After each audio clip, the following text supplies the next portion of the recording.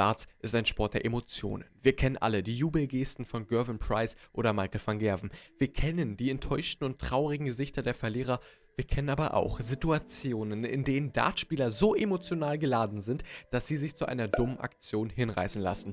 Und heute spreche ich mit euch über drei der dümmsten Aktionen, die im Dartsport bisher vorgekommen sind. Diogo Portela ist der bekannteste brasilianische Dartspieler, den es gibt.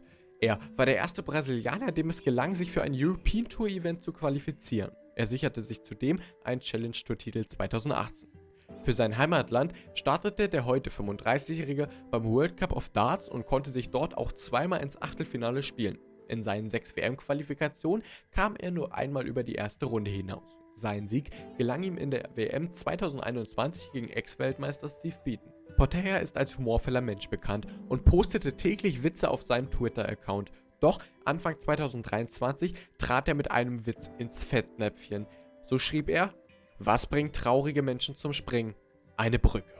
Diesen Joke fand die Twitter-Community nicht so lustig, denn es hagelte einige Hate-Kommentare. Noch am selben Abend äußerte sich Portela zu der Aktion. Ich entschuldige mich, falls sich jemand durch meinen Witz verletzt gefühlt hat. Das war nicht meine Absicht. Portela litt früher selbst unter psychischen Problemen und laut ihm hat er nicht bedacht, dass andere davon verletzt werden können. Der Witz hatte große Folgen für Braziliant, denn laut eigenen Aussagen wandten sich alle seine Sponsoren von ihm ab, aufgrund des Vorfalls. Als Entschuldigung für sein Verhalten spendete er die Hälfte seines UK Opens Einkommen an eine wohltätige Organisation. Bei der Darts-WM 2024 machte ein Spieler auf sich aufmerksam, den vorher kaum einer auf dem Zettel hatte. Er polarisierte mit hohen Scores und lauten Jubeln. Die Rede ist von Scott Williams. Bei seiner zweiten Darts-WM schlug er unter anderem Danny Noppert, Martin Schindler, Damon Hatter und Michael van Gerwen, ehe er ohne Satzgewinn gegen Luke Humphries unterlag. Das Spiel gegen Martin Schindler brachte viele deutsche Zuschauer auf die Palme. Während des Matches forderte er die englischen Fans auf, ihn lautstark zu unterstützen. Das ist normalerweise kein Problem, doch Schindler fand die Anfeuerungsversuche übertrieben und bezeichnete sie als keine schöne Aktion. Nachdem Shaggy nämlich knapp im entscheidenden Satz mit 4:3 gegen den Deutschen gewinnen konnte, wurde er zum Siegerinterview auf die Bühne gebeten. Dort ließ er verlauten: Ich hatte das Publikum noch nie so auf meiner Seite. Ich weiß, dass wir 2 Weltkriege und eine Weltmeisterschaft gewonnen haben, aber auch die deutschen Fans waren großartig. Der Vergleich war so geschmacklos, dass die Sky-Reporterin Anna Woolhouse sich nach dem Interview für das Verhalten entschuldigte. Es folgten zahlreiche Hasskommentare auf Social Media, aber auch Kritik aus der Darts-Bubble. Später entschuldigte sich der Engländer für seinen Dummspruch, doch da die Hate-Kommentare nicht abflachten, löschte er als Konsequenz seinen ganzen Twitter-Account. Es ist nicht der erste Vorfall, in dem Williams beteiligt ist. Nach guten Auftritten auf der Challenge Tour hatte sich Scott Williams 2022 für den Grand Slam of Darts qualifiziert.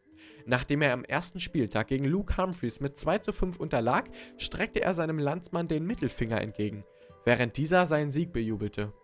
Damals erklärte er die Aktion mit einer Imitation von WWE-Star Steve Austin. Zur Strafe verdonnerte die Darts Regulation Authority, kurz DRA, die für die Regeleinhaltung bei der PDC zuständig ist, den Engländer zu 250 Pfund Strafe. Der nächste Spieler, der sich zu einer dummen Aktion hinreißen lassen hat, heißt Adam Smith Neale. 2023 gelang ihm das Erreichen einer Tourcard, doch die Fans waren dem Engländer nicht so wohlgesonnen. Es wurde sogar eine Petition gestartet, damit dem 30-Jährigen das Spielen auf der Tour verboten wird. Der Grund ist unter anderem folgender: 2011 gewann er erstmals die Tourcard und machte auf sich aufmerksam, da er Simon Whitlock aus Spaß auf den Rücken sprang. Dieser Sprung sorgte für eine Sprunggelenkverletzung bei Simon Whitlock, der daraufhin den Grand Slam of Darts und die Players Championship Finals absagen musste und dem sogar von den Ärzten geraten wurde, auch an der WM nicht teilzunehmen. Zudem musste Smith Neale die Weltmeisterschaft der BDO 2019 mit Krücken spielen, da er sich auf einem Dartturnier im betrunkenen Zustand das Bein gebrochen hatte.